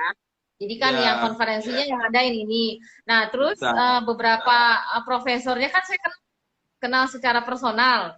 Jadi gini, itu sebenarnya balas budi profesornya. Jadi pas di UI kan saya sebagai pemakalah internasional, kebetulan profesornya juga sebagai pemakalah internasional, Pak. Nah, kebetulan dia bingung, saya nganterin dari UI ke Margo Hotel ya, Hotel Margo Margo City Hotel itu. Jadi satu mobil itu isinya semua dosen Jepang yang lagi konferensi di Indonesia. Dan mereka tuh sampai terima kasih, saya akan membalasnya, saya pasti akan membalasnya, saya akan mengundang Anda gitu, Pak. Jadi 2 tahun kemudian ke Jepang sebagai apa ya, delegasi. Makanya saya bilang gini, jadi orang Jepang itu konsepnya balas budi, benar-benar balas budi gitu. Benar-benar mereka kayaknya diingat terus, ini kemarin tuh sudah nolongin apa, dan saya harus berhutang apa, dan saya harus bayar. Sebelum saya belum bisa tenang. Jadi gitu. Jadi kenapa saya sampai diundang di Jepang itu sebenarnya karena saya ngobrol banyak, dan saya sampai nganterin mereka ke hotel, lalu saya anterin juga ke bandara. Jadi ada 6 orang gitu, Pak, profesor dari Jepang. Iya, Tuh. memang seperti Jepang. Ya, ini ada pertanyaan tuh. Katanya Jepang ditutup untuk ya masih ditutup ya, Liasa. Jadi memang sempat dibuka ya waktu kemarin November sempat dibuka, cuma ada kasus Omikron, ya, ditutup lagi. Tapi mudah-mudahan ya bulan depan ini keputusannya apakah dibuka atau ditutup sih masih simpang siur ya. Cuma kita nunggu info resmi aja, info resmi dari pihak Jepang ya. Kita juga di sini berharap ya cepat dibuka gitu ya. Tapi itu tadi karena memang ada kasus yang tadi itu Omikron, jadi Jepang itu protek banget ya. Kalau nggak salah sih, ini ya Bu ya, kalau nggak salah kan ada staf kedubes ya Afrika Selatan yang memang di Jepang itu terkena gitu ya di Omikron, iya. 5 orang kasusnya ya, tapi sekarang udah selesai. Karena saat ini kan sedang ditutup untuk keberangkatan. Nah, jadi kan bagi mereka yang baru akan mau belajar ke Jepang, berarti udah mulai siap-siap, bisa kan Pak ya? Bisa. Bisa, iya. Tahun depan sambil sudah bisa mempersiapkan diri. Kebetulan kalau untuk program sekolah ini kita buka Bu, untuk Oktober itu udah dibuka dari sekarang pendaftarannya. Misalnya kita mau ke Jepang untuk program ada beasiswa dua program ya, beasiswa sama sekolah bahasa udah dibuka untuk Oktober pendaftaran, dan sekarang itu bisa siap-siap belajar bahasanya, bisa disiapkan, bisa uang-uangnya ya, biayanya disiapkan dari sekarang. Nah itu penting banget Pak, uangnya. Betul. Nanti juga ada program internship ya. Kita program internship itu khusus untuk mahasiswa aktif Bu, kalau program internship. Ya, jadi kita ada 5 program sebenarnya. Ada program sekolah bahasa. Sekolah bahasa itu untuk lulusan SMA, D3 bisa, S1 bisa, gitu kan. Nah, bedanya nanti kalau lulusan prosesnya sama, nanti kerjanya sama, belajarnya juga sama. Bedanya nanti kan di kelasnya lain ya, karena di sana di placement test ya, penempatan gitu. Nah, bedanya kalau lulusan SMA gitu kan, ketika udah lulus yang kedua, dia punya peluang apakah mau kuliah lagi ke S1 di sana. Tapi kalau kerja mungkin kerjanya programnya hanya di Tokutai Gino atau SS. Saya mau daftar, saya boleh daftar ke sini, silakan ya kalau mau daftar. Tapi kalau misalnya lulusan S1, itu ketika lulus sekolah bahasa, dia bisa pilih sesuai dengan bidangnya gitu. Nah, udah punya N2 nih. Ke S1-nya itu rada dianggap di sana ya. Karena memang udah punya kemampuan yang juga. Nah, tapi dia juga bisa ikut program BSc Caregiver di sana, bisa. Seperti itu ya. Belum sempat di sini ikut program BSc Caregiver. Nanti saya sekolah bahasa dulu di sana, deh bayar sendiri. Udah lulus baru saya cari beasiswa Caregiver. Nah, atau cari beasiswa 2. Nah, gitu. Oh, oke. Nah, yang SMA juga bisa dari beasiswa di sana. Jadi di sana itu sistemnya gini, masuk dulu baru dapat beasiswa. Jadi jangan cari sekolah yang bagus-bagus banget di sana, karena itu saingannya banyak, dan untuk dapat beasiswa pun banyak. Cari sekolah yang biasanya universitas yang biasa aja. Kalau kayak kita mungkin di sini ada universitas A gitu kan. Nah, udah aja gitu. Yang paling penting kan bagaimanapun sejelek-jeleknya Jepang pasti bagus lah ya universitasnya. Iya. Gitu. Yang penting masuk dulu ya Pak ya. Pokoknya masuk dulu di salah satu universitas. Lalu nanti bisa ini ya Pak, bisa memilih ya, untuk pekerjaan bisa memilih ya. Terus yang kedua ada program beasiswa Caregiver tadi ya. Di sini udah ada itu minimal N4. Minimal D3 lulusannya, atau S1 dan sudah ya. Oh. SMA juga bisa, tapi kayaknya kalau SMA harus M3 ya, kalau SMA agak berat gitu. SMA harus M3 ya. Lulusan SMA juga bisa. S3, S1 itu minimal M4 ya. Kalau SMA itu M3. Jurusannya apa? Ya boleh jurusan apa aja boleh gitu ya. Yang penting kemampuan bahasa Jepang gitu. Ini bisa diikutsertakan ke program beasiswa caregiver. Program beasiswa caregiver ini paket Bu, ada sama sekolah bahasanya. Sekolah bahasa dulu 1 tahun, baru yang 2 tahun sekolah profesi caregiver. Baru plus 5 tahun tadi, 5 tahun ikatan dinas. Tapi jangan salah, tiap tahun boleh pulang kok, boleh pulang atau setahun 2 kali. Nggak di sana terus, ya gitu ya. 2 minggu ke sini boleh. Yang penting ada uangnya untuk PP ya Pak. Ya. Betul, uang sendiri.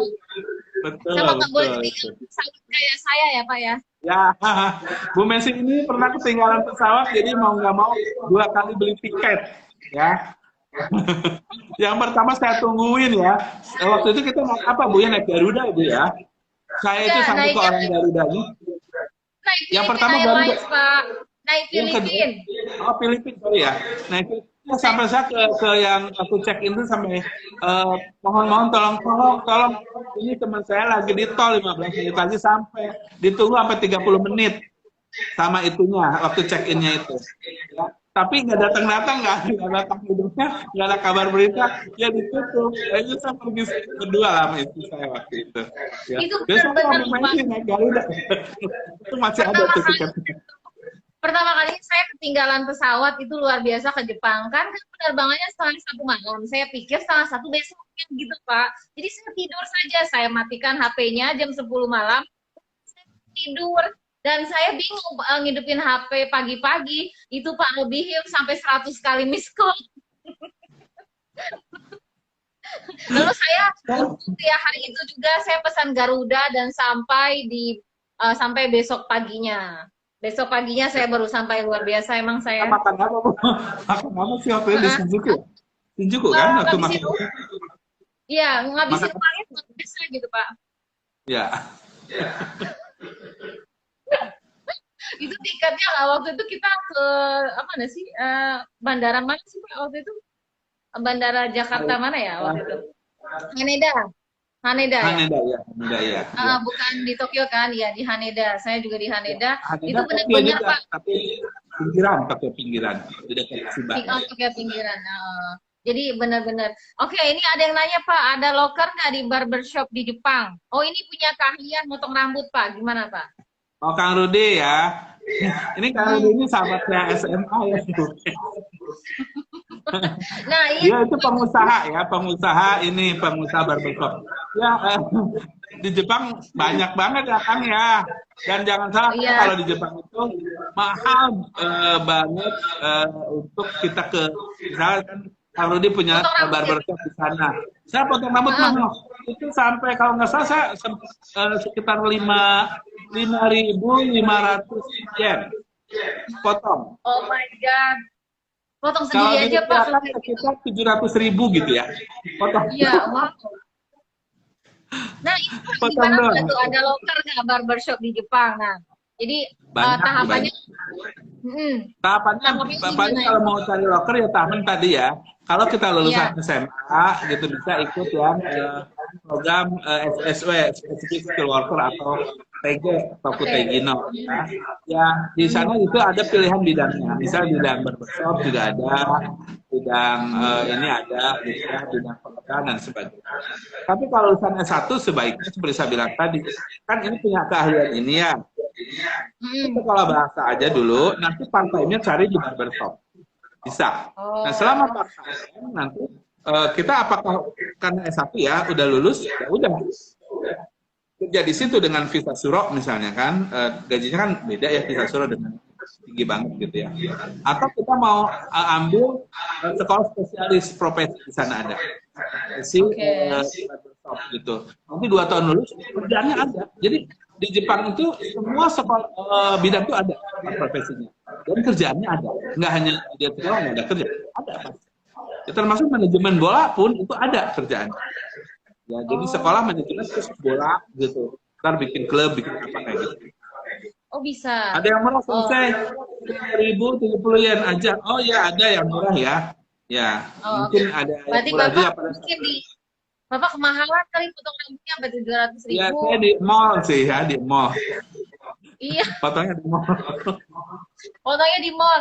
Pak, kalau misalnya kan sekali potong rambut aja 700 ribu, kira-kira kalau part time di barbershop itu berarti gede dong Pak gajinya. Mungkin Gede lebih ya. dari tiga Saya puluh pernah nanya ya, pernah bulan. nanya kebetulan ada orang Vietnam ya. Dia Ya, dia sebenarnya di sana sih hanya bersih bersih doang. Dia orang udah potong rambut ya, potong rambut kan waktu itu habis saya potong rambut ya. Saya sambil ngobrol iya. sama cepet banget bu potong rambutnya di sana tuh ya, gitu ya. Mungkin saya nggak nyampe lah 15 menit nggak nyampe, tapi rapi gitu loh. Ya harga sesuai lah dengan ini. Nah ketika itu saya ngobrol sama yang bersih bersih orang Vietnam itu. Katanya di sini per jamnya berapa? Dia bilang saya dapat 1.750 yen per jamnya. Oh, gede banget Wow. ya, gede banget. Kok bisa sampai gede itu gitu kan. Dia ngomongnya gak bagus-bagus Oh, amat. Ya mungkin kebetulan aja sih dia dapatnya gede gitu ya. Apa ya karena namanya? Karena kan salonnya mahal, salonnya mahal. saya sekali potong aja Kak 700 ribu berarti kan mahal sekali gitu Pak di Iya, sananya. iya. Sekali potong Mahal rambut banget. kan. Iya, Iya. mahal banget gitu ya. Mungkin nah ada lagi mungkin ada yang ditanyakan lagi kalau untuk detail dan segala macam mungkin langsung menghubungi Heroes Language Center ya Pak. Mungkin bisa Ini ada juga Ibu Sandra ya, selamat bergabung Ibu Sandra. Terima iya kasih. iya Mar apa? Margosu. Oke, iya. Sugoi Pak. Apa itu Sugoi Pak? Juga itu keren lah, hebat gitu. Gitu ya. Jadi istilah ungkapan apa ya? Bisa kagum, bisa support gitu ya. Misal Oke. Messi ya, Messi kan dari backgroundnya bahasa Inggris. Ya ngomong tadi misalnya tadi intro pakai bahasa Jepang ya, pembukaan ada konnichiwa, ada konbanwa Iya, gitu ya misalnya. Nah, itu iya. juga ya hebat banget gitu ya. Walaupun kesannya nggak bisa ngomong gitu. Seperti Karena itu. waktu saya konferensi itu semua bisa bahasa Inggris, Pak. Kebetulan sekali, lancar sekali ya, semua profesornya berbahasa Inggris. Makanya Keren ya. mereka jarang berbahasa Jepang. Tapi kalau misalnya udah ngomong bahasa Jepang sih juga nggak paham gitu. Apa gitu. Tapi diajak makan malam, dinner, invitation dinner, segala macam. Ya mereka berbahasa Inggrisnya lancar sekali. Ya kebetulan saja mereka emang jalur internasional gitu Pak. Mungkin profesor di jurusan kan ada kan yang jurusan di Jepang tapi mereka pengantarnya bahasa Inggris itu kan banyak ya Pak ya. Ada di Kyoto ya, di Kyoto University kalau nggak salah. Dan kebetulan ada rekan kita juga ya, teman kita itu kalau nggak salah namanya di sana ya, namanya Ibu Yesi, Ibu Yusi ya. Ibu Yusi juga Ibu di sana Yus. dia ngambil kelas S3, tapi program internasional yang berbahasa Inggris di Nah Jepang iya. di Kyoto ya. Waktu itu saya ke sana juga kebetulan dia pas udah datang juga. Dan kita kontak-kontakan ya. Oh oke Tapi, oke. tapi ketemunya di Bekasi juga. Berarti kalau misalnya nih Pak bisa saya simpulkan ya sebenarnya Jepang itu sangat menjanjikan dari segi pendidikan maupun dari segi income ya Pak ya. Untuk masa depan itu menjanjikan ya Pak ya. Nah, dari Oh, di sekian Rikyo banyak University universitas ada. Ya, Oke, di Rikyo dari sekian banyak University. universitas yang mahasiswa kan udah 150 orang nih. Dari sekian banyak universitas yang ada di Jepang, universitas mana nih menempati top 3 lah dari mahasiswa dari Heroes Language Center itu di mana aja? Top 3-nya universitas apa saja? Kalau yang pertama itu yang paling bagus itu ada siswa kita itu dia lulusnya 2, Ritsumeikan sama Nagoya University. Tapi dia Oke, memilih nah, Nagoya University ya itu.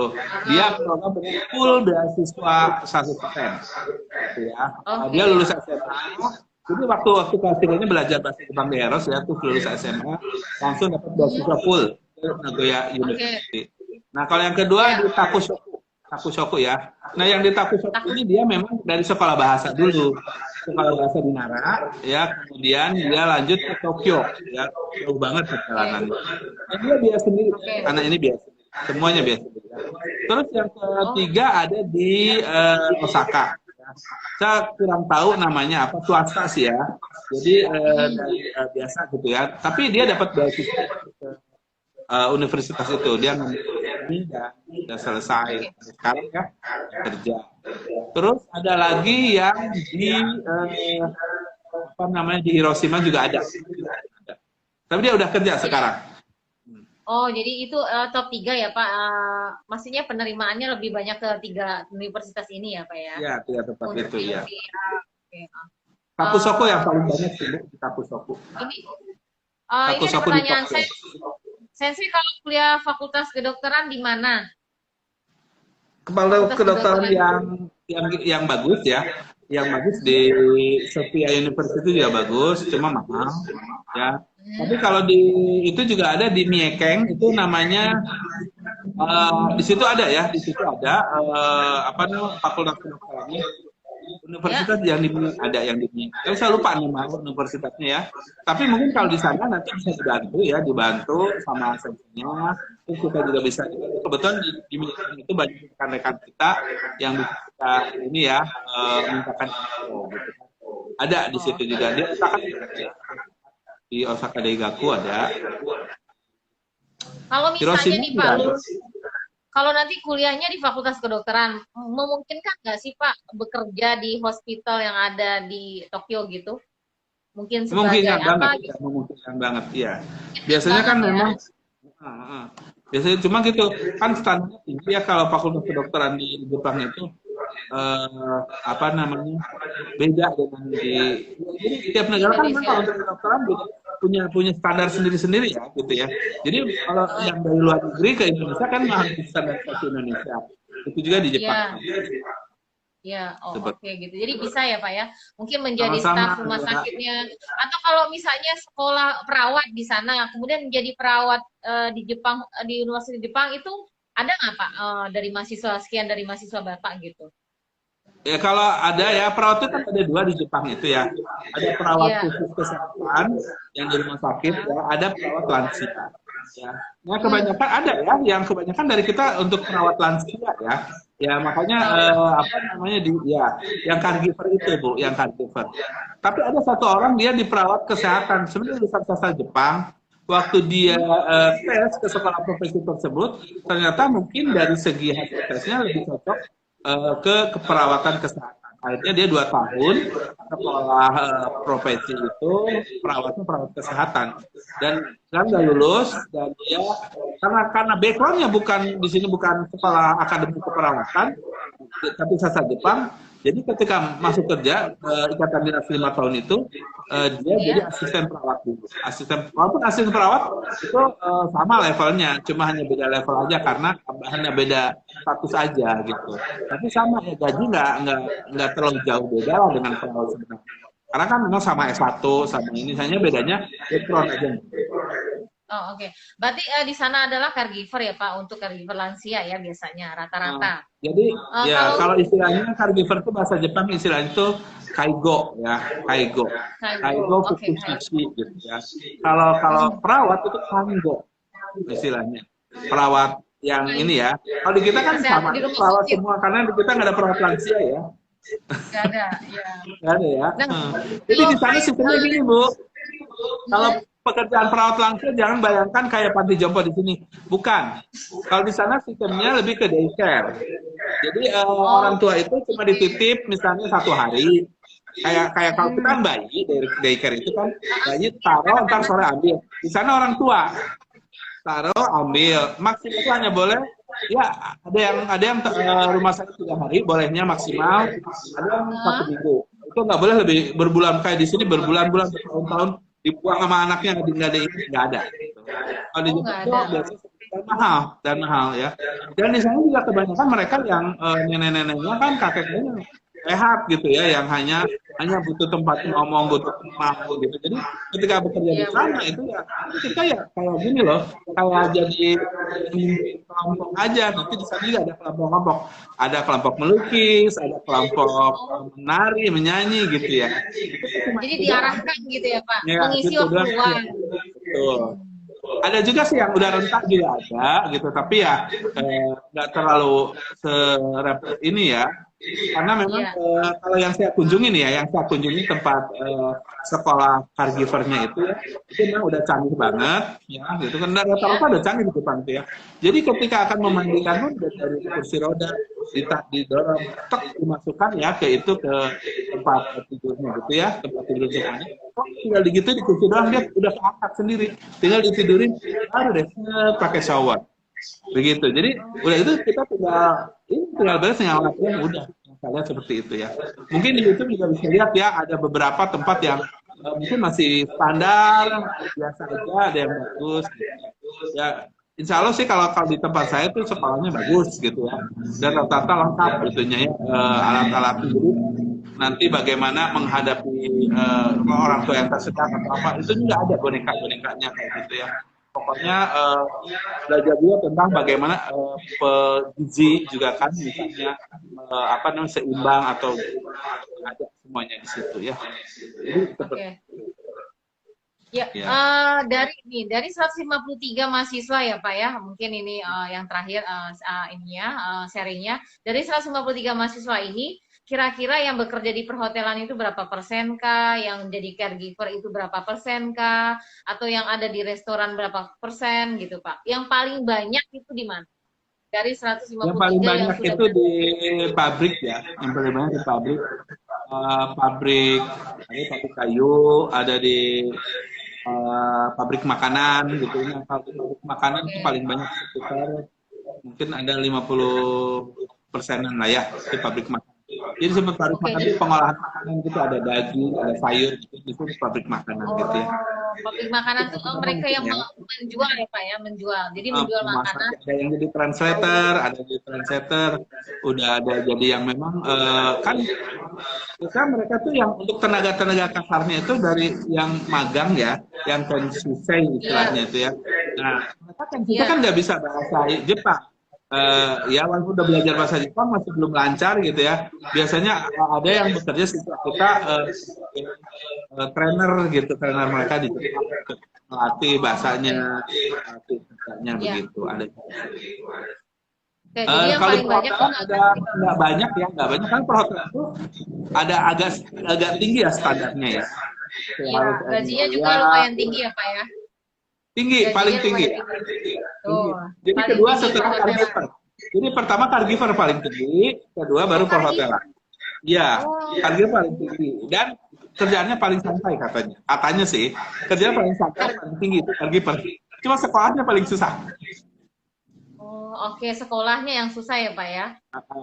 Harus N2 kan istilah medis semua itu ya. Iya, jadi bukan hanya ngerawat-ngerawat kayak kita pembantu ya Pak ya? Oke, bukan hanya ngerawat kayak kita pembantu lah ya, tapi harus ada ilmu yang dipelajari ketika merawat lansia ya Pak ya? Betul. Banyak sekali ilmu yang bisa dipelajari di sana ya. Khususnya gini, yang paling terasa langsung itu adalah ilmu berkomunikasi dalam bahasa Jepang. Kan bahasa Jepang itu ada tingkatan Bu ya.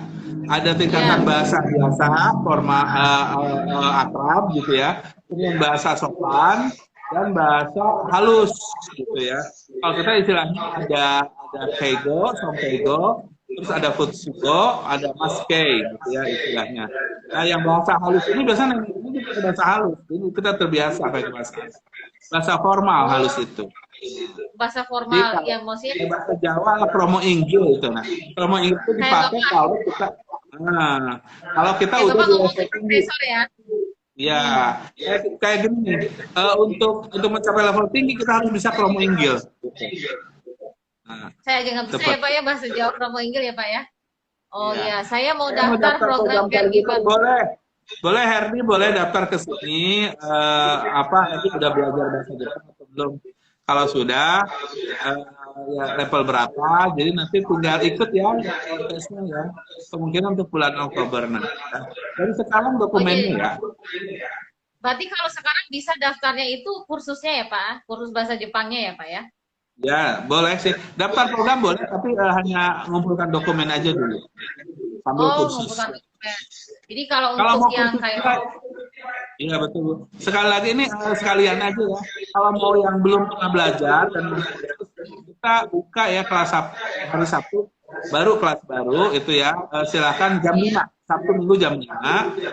kelas yang dari nol, kelas dasar. Jadi yang mau ikutan ini boleh, yang mau ikutan belajar bahasanya, terus ikut program ya nggak apa-apa. Silakan. Pokoknya Hari Sabtu minggu ikutnya. ini. Oh, oke. Jadi udah mulai bisa belajar ini ya, Pak ya, bahasa Jepang kursus mulai sekarang juga ya, Pak ya, Sabtu dan Minggu Bisa, ya. bisa. Ya, udah dibuka kelasnya ya untuk kelas Sabtu Minggu jam 5. Jadi itu diupayakan sampai N5 ya, Pak ya. Bisa tesnya Ya, sampai N5 supaya bisa berangkat ya, Pak. Itu 3 bulan, sekitar 3 bulan. Oke, 3 bulan. Nanti biasanya rata-rata apakah 100% itu mencapai N5 setelah 3 bulan atau seperti apa, Pak? Butuh waktu yang lebih banyak lagi atau gimana? Kalau belajarnya memang dia serius ya dan intensif gitu ya, kan itu N5 pasti dapat gitu. Biasanya kalau yang nggak pernah belajar ya nggak dapat lah gitu ya, seperti itu ya. Ini sekarang ujian JLPT itu di kuota ya Bu ya. Iya. Ini ada alternatif ujian lain, itu uji tes boleh nates kan ngadain UI nates itu salah ya. Oh ya ada ya. Berarti kalau Ya. misalnya yang agak setengah hati atau malas-malasan bisa 6 bulan sendiri ya Pak ya untuk N5? Bisa sampai 6 bulan, kadang ada sampai 9 bulan belum lulus N5 juga. Ya, tergantung niatnya. Tergantung niatnya, baik. Oke Pak, mungkin ini pesan ya bagi mereka yang akan mendaftar kursus dan yang akan mungkin pengen cita-cita mau belajar sambil bekerja di Jepang, pesannya apa sih Pak untuk mereka-mereka ini? Yang paling penting pertama jangan bosan, yang kedua terus semangat, yang ketiga ya bahwa negara tujuan gitu ya, negara asing itu beda, bukan negara Indonesia, jadi persiapkan bahasa itu paling penting. Artinya kalau mau ke Jepang ya bahasa Jepang, begitu ya.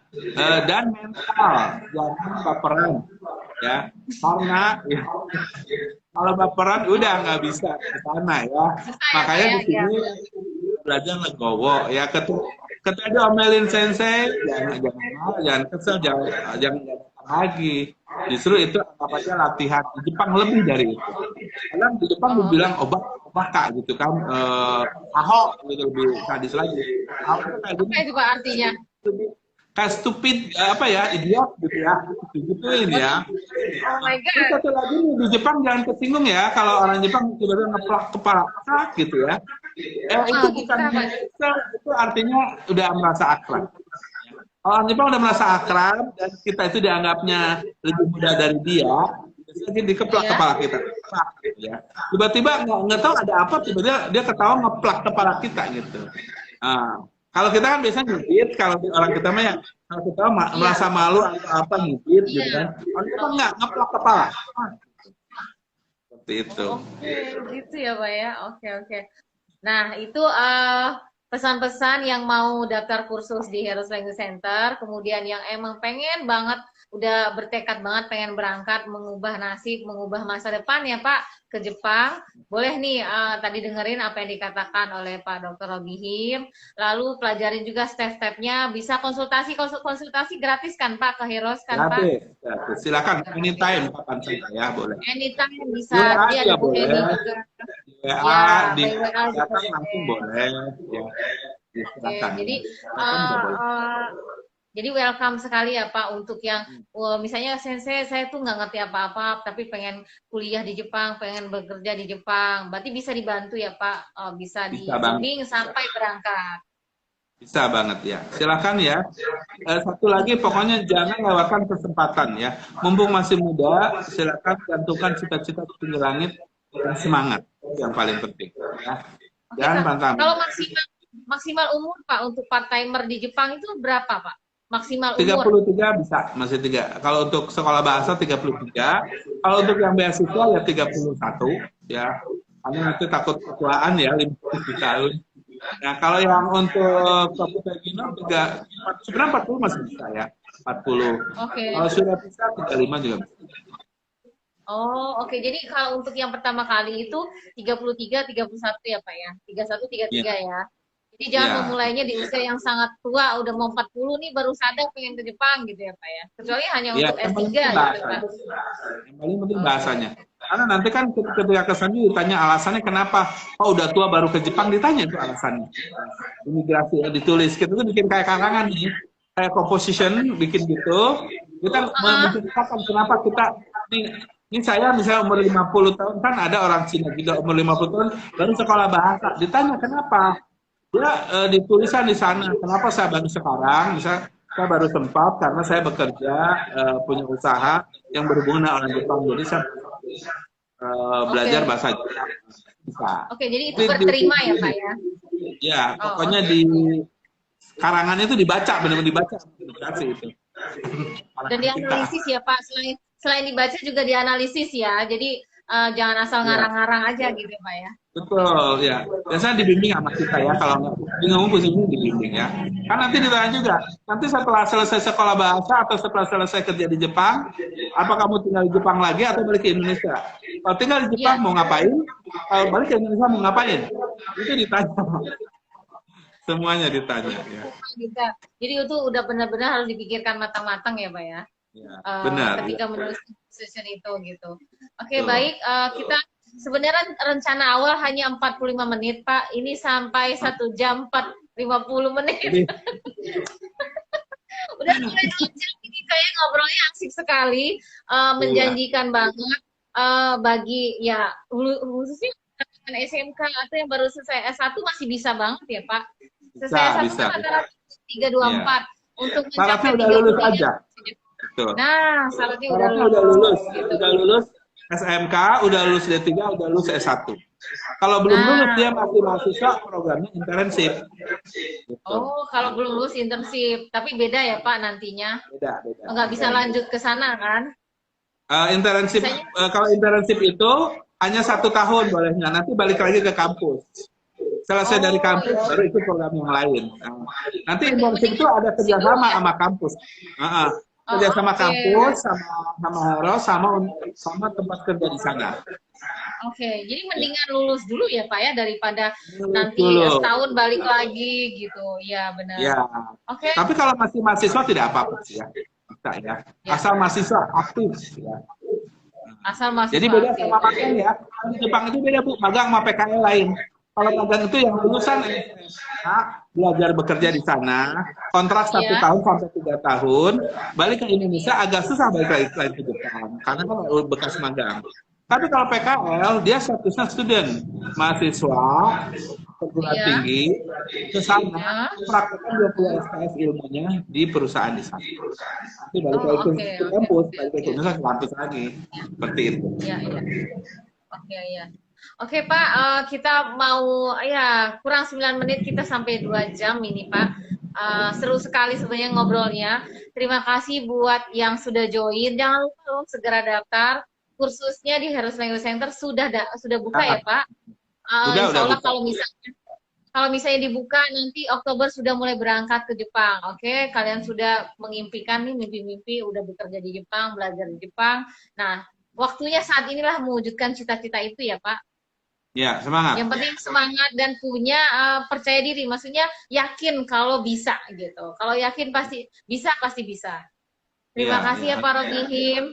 Sama-sama Bu Messi. Sudah bergabung dalam live ini. Semoga bermanfaat untuk adik-adik yang sudah lulus SMA, untuk adik-adik yang baru lulus kuliah. Karena kan zaman corona gini kan tahu sendiri ya, habis lulus S1 bingung mau kemana ya Pak. Benar. Kerjaan susah, banyak yang PHK atau misalnya banyak yang tidak bekerja. Jadi ini adalah salah satu ini ya Pak ya, salah satu mimpi yang lain lah itu Ya. dari lulus Kesempatan S1. ya, kesempatan. Kesempatan Di luar bermimpi kampus. di luar kampus dan tidak harus ini kan Pak ya. Sama-sama apa ya, Herti. Iya, arigato gozaimasu. Gozaimasu. Kocerakoso, arigatou gozaimasu. Iya. Arigatou. Iya. Ya, terima kasih saya ucapkan semoga nanti banyak yang kontak di Heroes Language Center ya Pak ya. Ya, nanti mungkin ada sesi keduanya lagi Bu Mes ya. Ya, mungkin dia masih penasaran, belum sempat datang, Iya. baru nengok dikit udah keluar karena sibuk. Ya insya Allah nanti ada Iya. sisi kedua ya silakan ya. Nah, ini sebenarnya udah extend sekali loh Pak. Saya tuh cuman mengasumsikan hanya 45 menit, tapi ini sampai 2 jam. Luar biasa kan? Udah belum beda, belum ini selesai masih juga ya banyak yang... pembahasan ya, baru udah Iya, 2 jam. iya, jazakumullah khairan, Sensei dan Ibu Messi. Iya, sama-sama juga. Semoga sukses ya Sama-sama yang mau, ya. ya, ya, yang mau bergabung. Pokoknya ini calon-calon calon siswa Bapak semua loh Pak. Iya. Calon siswa Bapak semua ini rata-rata yang bergabung. Nah, ini Iya, masih ya, ada yang terima baru. kasih yang bergabung. Ada dari luar juga ada tadi ada orang ini. Ada ya, oke. Ya, ini kita tutup ya Pak. Udah 2 jam loh Pak. Silakan, Saya Bu. takutnya bosen gitu ngeliat kita Iya, live iya, Bu. gitu 2 jam. Ya saya juga udah lapar nih. Ya, saya belum minum dari tadi 2 jam ini ngomong. Oke, next kita mungkin ada part 2-nya nanti Pak. Mungkin dengan tema yang berbeda ya, lebih lebih lebih detail lagi bekerja dan belajar di Jepang. Saya akhiri ya untuk live kali ini. Terima kasih atas semuanya. Jumpa lagi dalam live ya streaming IG streaming untuk bahasan yang berbeda. Oke, terima kasih. Ya, assalamualaikum Arigatou warahmatullahi gozaimasu. wabarakatuh. Saya Suminasai, minasan. Ya, hai. Sama-sama, Lia. Ya, Ya. saya end ya videonya. Terima kasih Oke, sudah Bu, bergabung. silakan.